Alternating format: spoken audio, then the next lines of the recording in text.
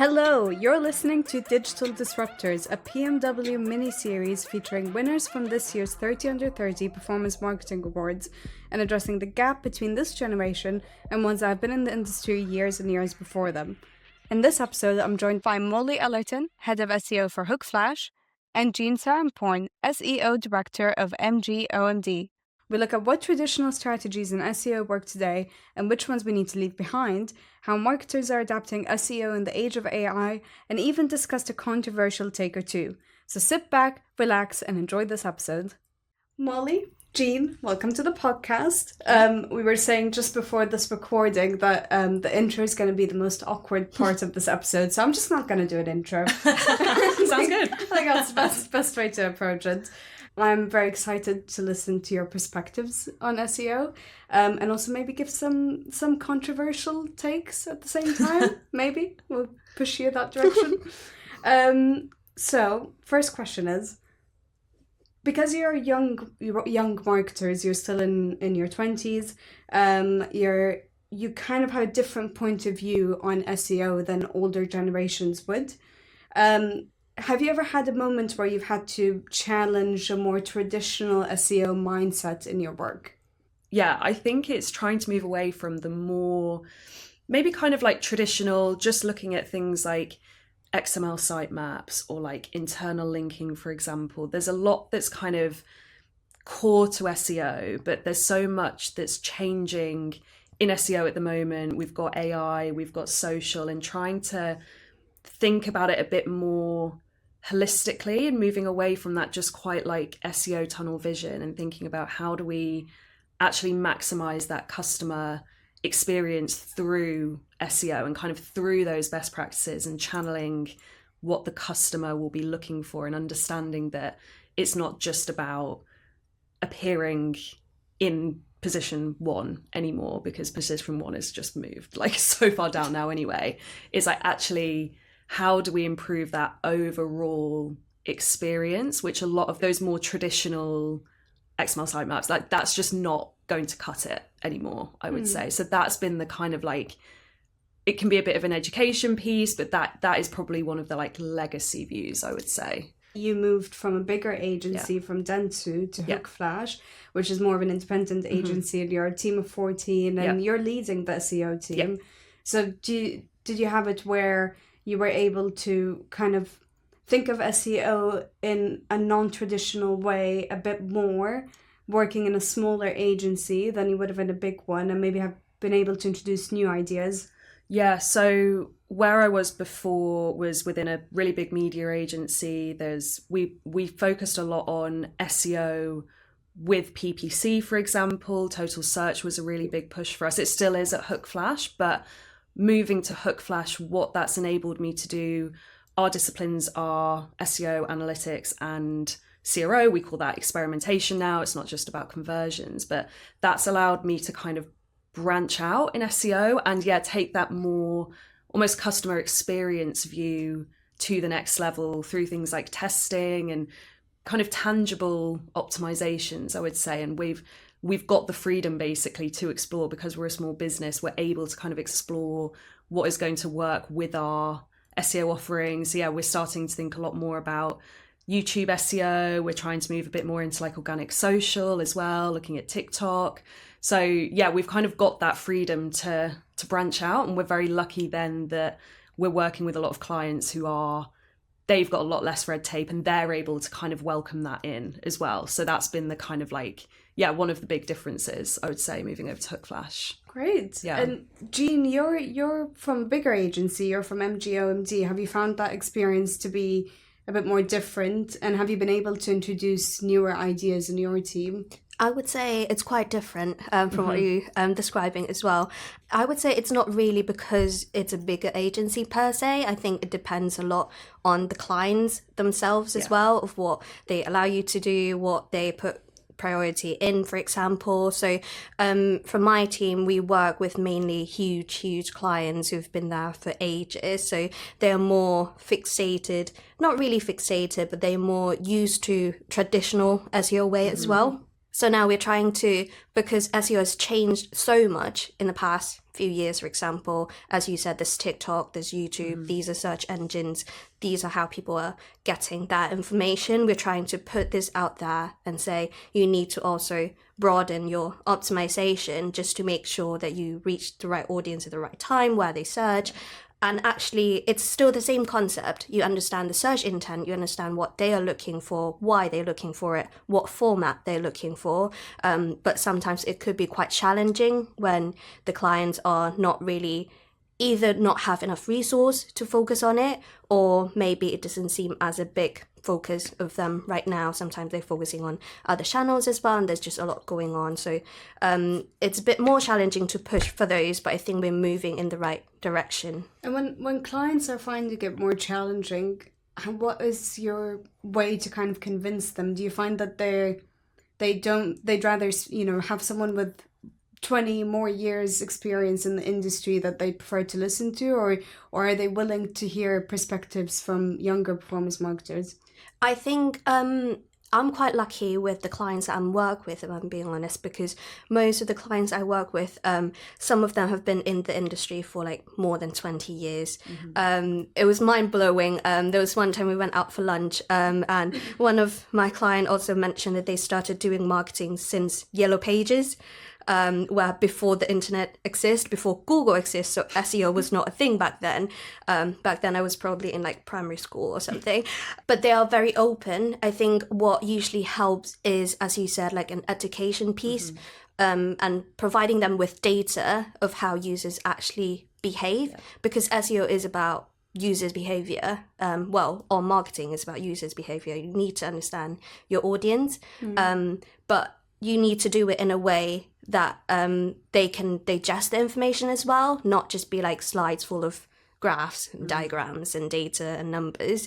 You need to actually talk them through like the journey of the user, how they find information. So for example, we have the data of how users are searching on Google, and then they might go to other platforms as well. They might come back, and it's more complex than just a linear line anymore. So doing those type of like education piece with them actually helps.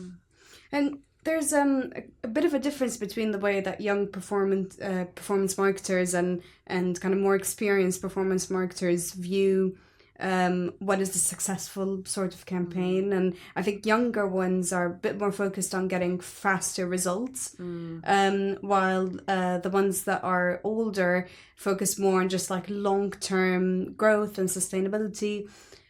How do you kind of bridge the gap between the two in your role?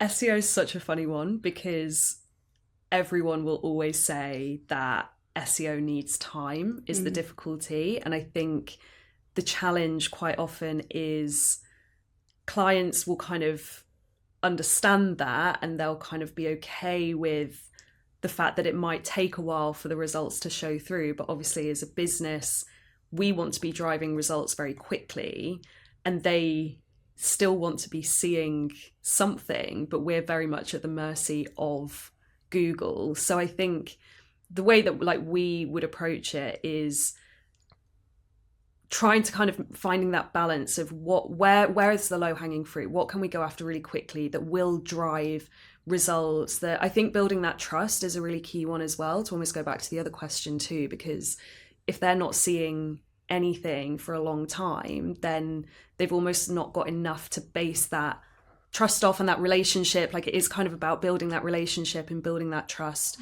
to then facilitate that long-term growth as well. So I think it's finding that balance of getting something done quickly. So where are we already doing quite well for, you know, we might be on page 2, for example, let's get the house in order, while also then ticking over on maybe those bigger projects, things that are going to take longer to implement, but start to build up. I think that like relationship that you build with the client and getting those quicker results is still really, really important. But it just all takes time, always depends. I completely agree with that. And I think just to add to that as well, in terms of one of the most important thing you probably need to do is to agree on the KPIs with the clients and understand what actually success means. Sometimes it's difficult because obviously the ultimate goal of most companies would be to drive revenue, sometimes SEO don't play directly into that. You get users to land on the website, but there's so many more things on the website that you could do, or it also plays a role what the offerings are, what the competitors are, and I think just agreeing on what actually we want to achieve together is key. So one of the things, and this might be hot takes as well, is how Google has changed in the past, the AI overviews and things like that. And I think a lot of people could see this as a threat. There's actually a study a couple of weeks ago about how AI overviews actually decrease your click-through rate, both on organic and paid, because it drives more zero-click search, for example. But if you think from a user's perspective, if you want to find quick answers and you go on Google and it gives you the answer right away, that's probably the best user experience you could get, even if without AI overviews and your client or your website was able to rank, those people were not probably going to convert anyway. So what's the point of driving them to the website, have them click a few times, scroll through to find that? So things like these, I think it's key to understand what we are trying to achieve. Are we trying to be helpful for users? If so, us appearing on AI overviews, even though we don't drive click at the moment, is that considered success? Because again, that would then drive brand visibility and other things in terms of long-term results that you were talking about as well. So I think that's important too. I mean, it's interesting as well, because people now have to kind of think outside of Google for search as well. Yeah. Because then all social media platforms are becoming search tools, like Reddit is a big one. Yeah. TikTok as well. People are using TikTok. I think it overtook Google at one point last year as the biggest search tool, because people would look up, restaurants to go and eat in and best places in London and whatever. They'd use TikTok rather than Google. So now your approach has to cover not just that it has to cover social media. How do you kind of approach that? How do you make sure that you're hitting all of these different areas? I think it's a really, interesting time in general. Like you say, that social element and that social proof is so important. And I do think it's really important to tie all of that together and think about, I think it's difficult in SEO sometimes because we're not a social team per se, but we understand that people are increasingly going to TikTok and that brands do need to have that more personal presence, I suppose, which you just don't always get from a standard website, really, because there's no way just from a website to get that almost personality across. So what I say to clients a lot now is, if they're doing YouTube videos, if they're doing social posts, like how can we bring that content to the website? How can we feature social posts on Google business profiles, for example? Like how do we kind of make that a more holistic journey and feel for the customer? But again, it's very difficult because it's not always quite as tangible as just one click to the website. Like that, I think that's where the kind of difficulty, and I think you're exactly right, Jean, that education piece and that kind of agreement initially that sometimes it is just about brand awareness. And I think that's where SEO is becoming more social focused. And I was having a conversation with a client the other day where they're launching a new product. It's a brand new product. It's one where the market doesn't know that they need it yet. So it is that kind of like, you have to use social because you almost have to tell people that they have that problem, and social is really kind of the only way to reach people in that way, because otherwise you're kind of working off very minimal search volumes. You're not probably going to get clicks to the products, you're going to get clicks to the more informational pieces. But I think social really ties into that very strongly because it just builds that brand awareness. It's a bit difficult with social because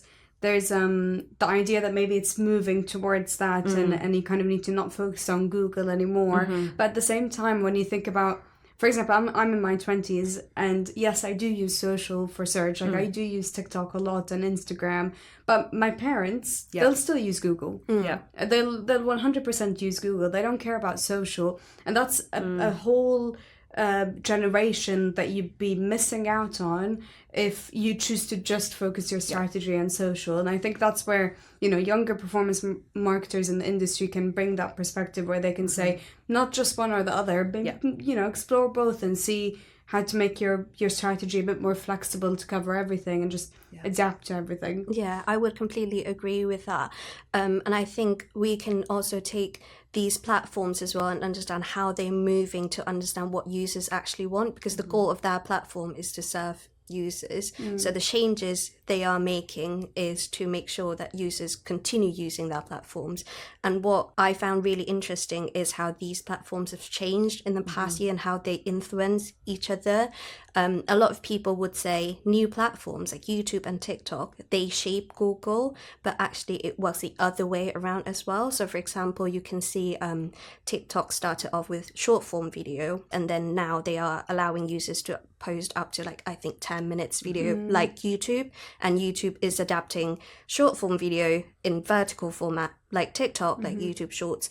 And then Google started to feature and pull these videos to rank, and they give them dedicated sub features for these videos. But at the same time, how TikTok is also implementing search features on that as well. It has like a sub features, like search result summaries on there. It allows keyword level like ads now on TikTok.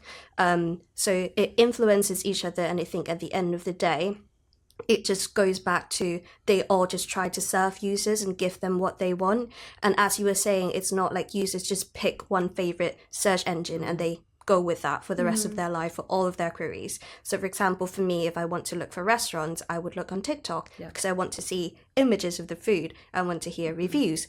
But if I want to find and log in to check into my flight, for example, then I would go to Google. So different intents, different industry. That's why I feel like all companies just need to broaden their visibility across all of the platform, basically. 100%. And I think just like, you know, broadening that perspective and not kind of like focusing on which platform is the most important one at the moment, so we need to put all of our time and money into it, is the way to create kind of a more sustainable strategy that's a bit more adaptable. And I think as well, where young performance marketers can make an impact on SEO is with AI as well as in the space. I mean, have you had to use AI in your workplace at some point? And when was your do you have like a memory of the first time you started using AI in your day-to-day? Definitely. Like now that AI is widely used, and as I said before, because our clients are mainly big websites. They have over 100,000 URLs on their website. So using AI literally saves so much time, from research, data analysis, from optimization, copywriting, until reporting. So I actually can't remember. I know it's not been that long, but I can't remember how we lived without AI before. How did we go manually doing things like that? Just seem so far back in the past. But it has helped a lot in terms of automation and efficiency and how you spend time. Have you used AI in your workplace? Yeah. So I think for me, I almost feel like I was maybe a bit slower to adapt to it. I think I was taught SEO in a very traditional way. I kind of felt safe with the tools that I was using. And then I think I was, to answer the question on like the first time, I was building Looker Studio dashboards, and I had this like vision in my mind of what I wanted to do with the data, but I just could not figure out how to do it. And I was like, just going to ask ChatGPT. And then it just like did it. And I was like, wow, that could have saved me hours had I just done that to start with. But then I was just like, this is so great. But yeah, so it's definitely just an underlying part of the day-to-day now. I've got it bookmarked. It's just kind of like there for how, like, as and when we need it, really. We're starting now to also try and experiment with it a bit more, and how can it actually level up our day-to-day as well. So Michael in my team, he's playing around with custom GPTs now and kind of starting to try and train them up on SEO and teach them about it, so that we can then start making some of our internal processes a bit easier as well. But we're trying to also then help the wider Hookflash team as well. So if they write a blog, for example, they can put it into the custom GPT, it spits out some recommendations for them. It means we can actually be fairly hands off, but it does also mean that they've had a bit of SEO love as well. So yeah, trying to bring it in to the day-to-day, definitely. And have you both found that you had to be the ones to take the initiative to start using AI in your day-to-day and kind of bring it forward to your team, and or was it something across the company that they were doing, kind of telling everyone to start using AI? Because I had it where everyone on my team was basically an AI skeptic, and I was the only one who was saying, no, but I actually really like AI, and I'm actually using ChatGPT like every single day, and I think it can save you hours and hours of work. So why not use it? I think for my team, we're pretty good at starting to use AI to help with our workflow and our day-to-day and stuff, not only just for SEO, but on the SEO front, we have a client who's fully creating content using AI tools as well, and we've seen great results with that.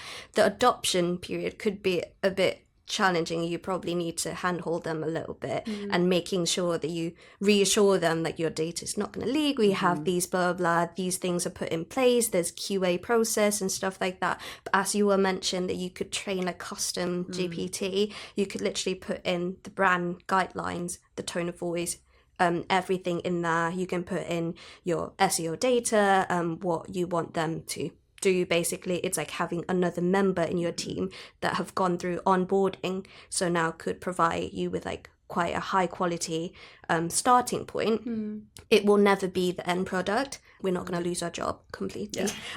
So you still need human eyes to QA them, but the results are great. So I think that also helps in terms of like more and more people, more clients, because now we have a case studies, the team is more used to it, the clients are happy. So I think that helps a lot in terms of like adopting AI tools. Well, actually, I had a question about losing jobs with AI, because I think it's like one of those darker questions that people would rather avoid just talking about, but I think it's actually very important. Have you found that you've kind of had to adapt your skills to include learning how to work with AI so that you don't risk losing your job in the future, or do you still kind of have that worry that AI could take over? I think I've never personally felt the fear of AI taking my job, and I think you're nodding and feeling the same. Personally, I think AI, it could be used to write content. It could be used to do a technical audit, for example. What I don't think it would be able to do as well is tell a story. I think our ability to look at all of the different data points that we're seeing within a tech audit, a content audit, for example, start pulling together a bit of a mapping and a journey based on what we know about the customer and their needs.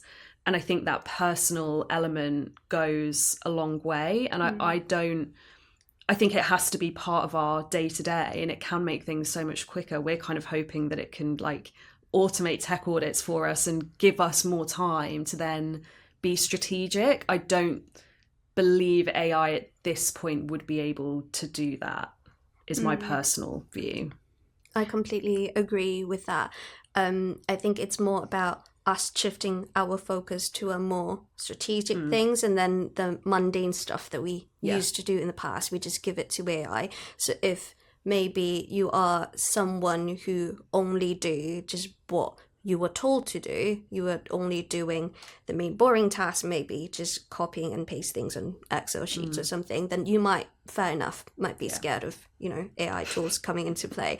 But we're sure we're not doing that at this point. So it's more how we need to understand how we can elevate these tools and use in your day-to-day so you could do more fun stuff. And so it will just help you get further along much quicker. Before we started the recording, we were talking about Brighton SEO, because you've both gone to Brighton SEO. Yep. I've gone there as a journalist a year ago, I think. Okay. And there were a few sessions on how AI is being used in SEO in terms of reducing the time it takes to create keywords using ChatGPT, or even to create blog posts. And I thought it was very interesting. And it's very exciting to see that it's kind of heading in that direction where humans and AI can work together efficiently. Just to go back to the cross-generational gap between young performance marketers and more experienced ones, what skills do you think that were present in SEO 10 years ago are still working today, traditional ones that, will never change, will always work, and which ones do you think are a bit outdated? SEO is heavily about data analysis and understanding, and be able to pull insights from the data, whether that is user behavior, search demand, trends, and stuff like that. So these have always been the key to SEO. So we are still focusing on that. I don't think there will ever be any point where we stop doing that. So I think that will continue to be key. I think what has changed is in terms of optimization, where we focus more on actually being helpful to the users rather than focusing on the search engines themselves. I think in the past where it was like black hat, so that was ages ago, but how you can still manipulate the search engines in a way where you could gain top rankings very quickly. Now it's more difficult because you need to actually be helpful to the users. You need to satisfy that intent. And as what we were saying before as well, is broadening the platforms that we are optimizing for, understanding where users are present and what they need, what they're looking for. So I think data will still be with us, but in terms of optimization, it has changed a lot. And I think it's also the ability to see SEO as not a siloed channel as well. So yeah, like I still think SEO, PPC, having those teams talking to each other is really, really important. And SEO being a kind of adaptable and responsive channel that almost I think SEO can support so many other disciplines as well.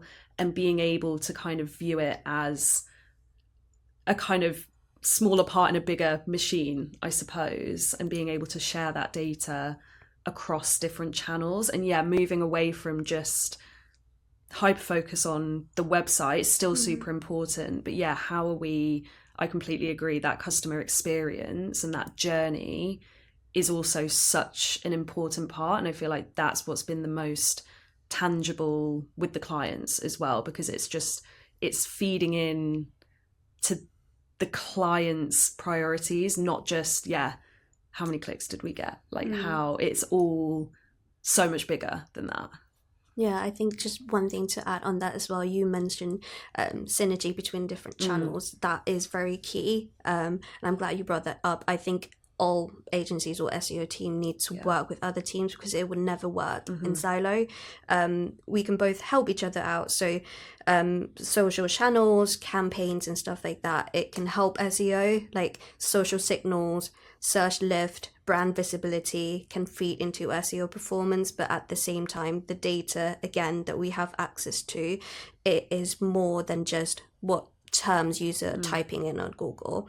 It's understanding what their pain points are. If they are asking, what is this product that you're selling, then they actually don't understand it. So now you need a more informational education piece for your campaign. Before you want to go out there and tell them, buy this, you need to tell them what it is first. Or understanding when users are searching for it. Is there seasonality? When should we start putting out this campaign? You might want to do it earlier in the year because that's when you get the budgets, but actually not a lot of people are searching for that. So are you maximizing these usage of data that we have? So I think it's very key. And I think a lot of people don't actually understand the depth of SEO data that we have. Most of them would think, we just get to see what people are typing on Google, but actually it's way more than that. Very interesting. I want you both to take me back to your first big SEO win. First time you were at work where you thought, okay, this makes sense. This actually works. This drives results. I've got one, so I can go. So it was my first SEO job. We started with a very big clients, global clients who were quite traditional as well. So we started creating content, optimizing pages, meta title, tags, stuff like that. And that was when YouTube search was becoming really, really big. A lot of people kept saying, oh, YouTube is now the second biggest search engines and stuff like that. And they do have content ready on the channel. No one was just optimizing it. That was then an idea coming from our team. I'm not going to claim it, that we should start looking into optimizing for YouTube videos. Funny enough, when I was young, I used to have a YouTube channel myself. Very cringy. Please don't look it up. Obviously, I think everyone's had a phase of like having a YouTube channel. Please do not look them up. But that was when I actually understood YouTube analytics, and I also understand that YouTube search has always been a thing. Like in the back end of YouTube, you can always see search terms that are driving clicks and views to your videos. So with those kind of limited experience that I had from my cringy videos, I kind of volunteered to take that project on board. It was such a small project where it was more like a test and learn. So we select a handful of videos, we optimize them, see how it works, and then there's another test group where we don't optimize them, compare before and after. It was like a crazy number, 300% uplift in views or something post optimization. The videos also rank on Google. We then add the video to the website. That landing pages then also rank on Google. There's so much results that since then, from that small test of 10-ish videos that we optimized, YouTube optimization was one of the biggest projects that we continue doing and added to the retainer for that client. And now we are expanding to TikTok and other search engines as well, working very closely with the social agency, for example. So that was when I kind of knew, like, this is good. That's very cool. I really want to visit the YouTube channel now. Please don't do that. I think mine was actually, I'd probably been working in SEO for a couple of years, but one of the first clients that I managed, they were like my client to run. They were like kind of like household name fashion brand, and we basically noticed that a lot of their PLPs just weren't ranking for the keywords that they wanted them to. So we needed to do basically a really big project of actually getting copy onto the PLPs. But they're quite a big company. There was a lot of red tape. It took a lot of time. And it was kind of one of those where it was like, I'm really pushing for this thing and they're investing quite a lot of time in it. And it's taking a lot of our retainer time as well. I really hope that this does get the results that we want. And it did. All traffic increased by about 30% for unbranded queries, and I was just like, thank God. It worked and it's good. Yeah.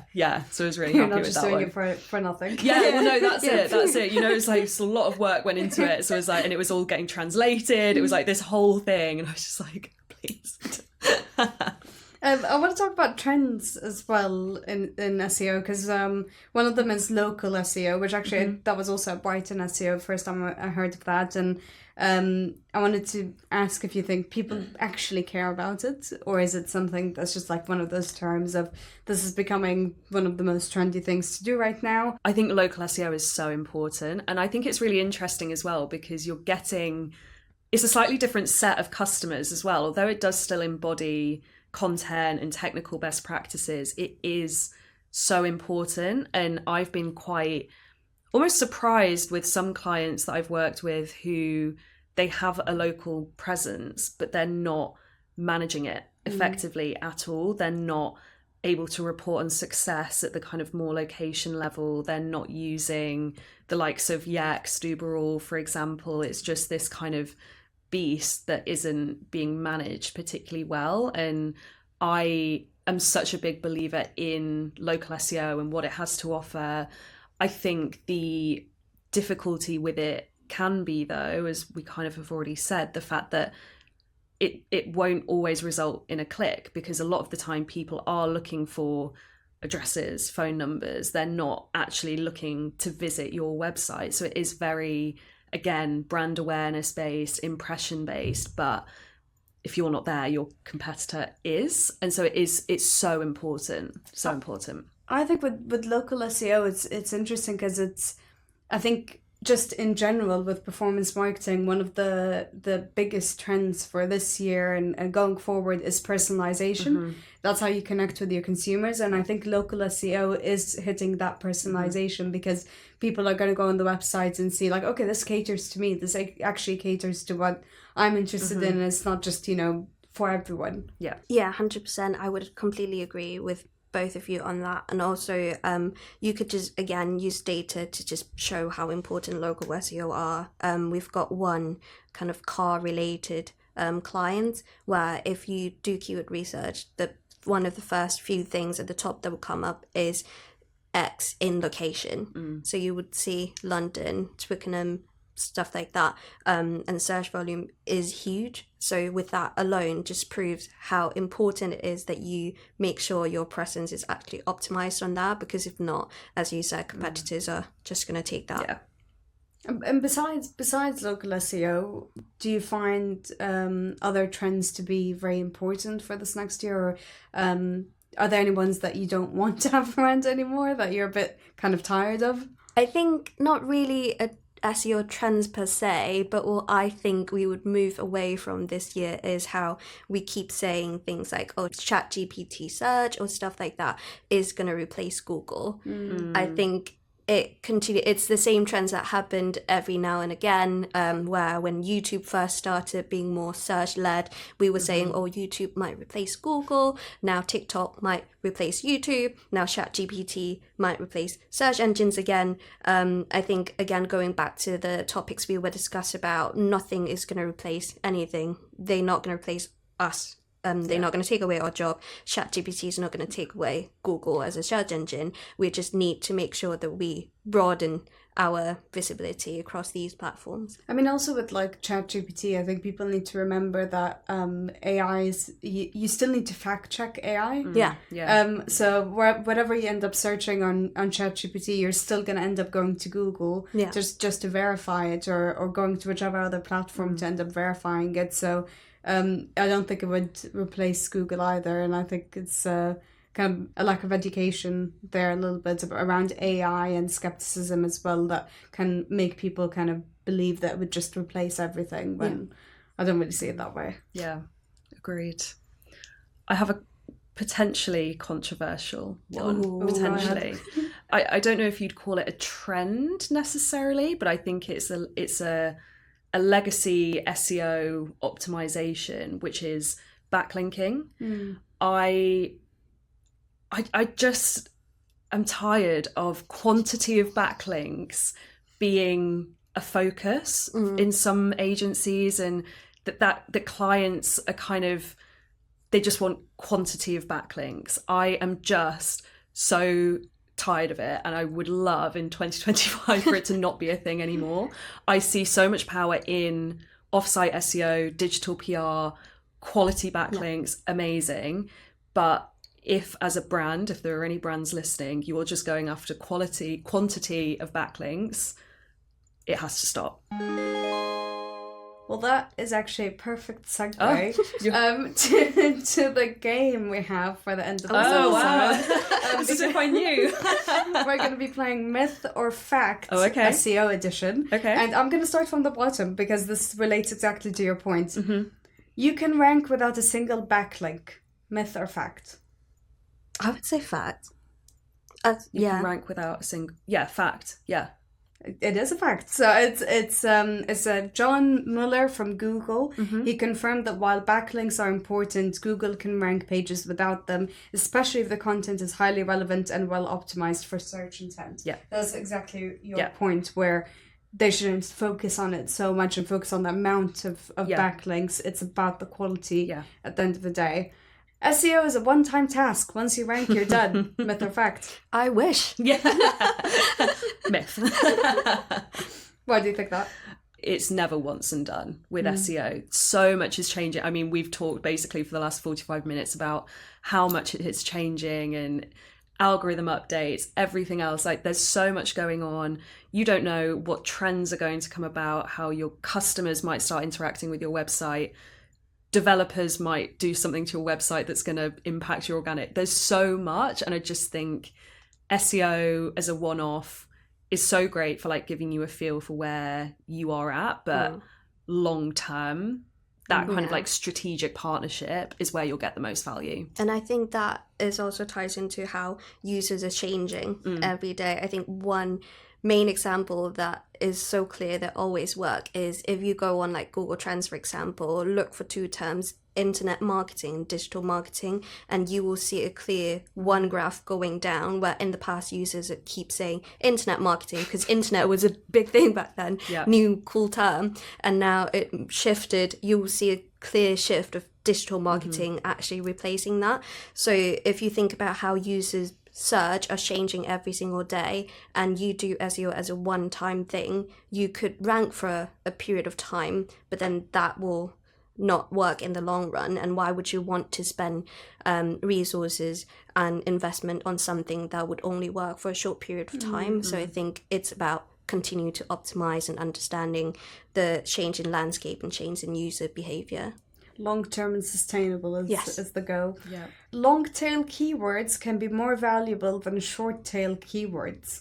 Myth or fact? I think this depends. Yeah. It depends on what you're trying to achieve. Like if you're looking for someone with strong intent for something, definitely long tail. But if you want volume, you want to build brand visibilities, then short tail might work. I know that's not the answer. That was such an SEO answer. It was great. Depends. Yeah, it depends. It is fact. I was going to say I was going to say that after you said it, but I was going to go fact. It's a research that found that long tail keywords account for nearly 70% of all search traffic. But wow. I will say saying it depends is not wrong. I think everything in SEO and performance marketing is very much a trial and error, on trial and error basis. So it very much could depend sometimes, and just because it is fact doesn't mean it works for everyone. Thank you for the reassurance. Well, I was just going to say actually as well though, it does tie back also to that more brand awareness piece as well, because yes, you might be bringing quantity in and they might not always convert straight away, but they've visited your site, they're more likely to come back afterwards. So I do also completely agree with your answer. Oh, thanks guys. So very supportive. Duplicate content won't necessarily lead to a penalty. Ooh, fact, yeah. Very confident for the both of you. Yeah. Why do you like that? Where my brain goes to with that is PDPs, for example, especially if you're a brand who has reseller relationships. So you could be, I can't think of a brand off the top of my head, but you sell on your website D2C, you sell on John Lewis, you sell on Amazon as well. Your PDPs are most likely going to be almost exactly the same across 3 different websites. But Google is quite good at knowing that it's PDPs and it's much the same, and that won't impact you as much. It's same person from Google said that it doesn't lead to a penalty, but what Google does is it just chooses the most relevant version to display in search results. Last one. SEO and paid ads are 2 completely separate strategies. No. Yep. Why'd you say that? They can't be completely separate. I have a really, really good example where we did a joint pitch. So we don't do PPC in my company, but we partner with a lot of media agencies. We pitched for a business together as one team. We won it. When the paid ads were being transferred, so it was like a 1-day switch off essentially. All ads went down. Great. We picked back up. We're doing the monthly report and we were like, what happened on that one day? Like one specific day, brand traffic for organic went up by like 100%. And we were like, hey, like what campaign were you guys running? Like it worked really well. And the business was like, we didn't run a campaign. So we were like, well, what happened then? And then the PPC team were like, oh, that was the day that we transferred over all of the campaigns. And we were like, turn them off because we've just picked up all of that traffic.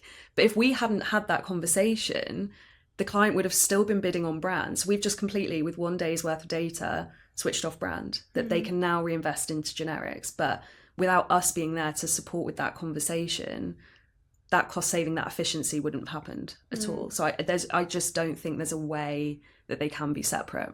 Yeah, completely agree. I think there's huge opportunities in terms of cost saving, as you said, but also they could also benefit SEO in the same way as well. So, for example, our client is now going through a big technical revamp of their that website and their system that costs a lot of ranking volatility for us. So then we go to the PPC team and said, there's going to be ranking issues on these branded terms for a period of time. Can you make sure that we capture the traffic? Because the end goal, we're working towards the same goal. Basically, we want to drive traffic to the website when users are searching for it. We want to appear there.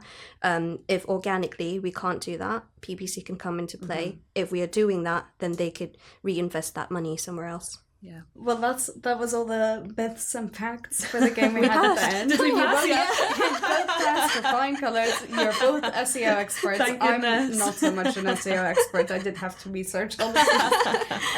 Thank you both for joining me. you. I thought that was a very interesting episode, and I hope the people listening can see what young people in SEO and performance marketing can provide, and see if any of their views are a bit different than yours, or maybe they completely agree.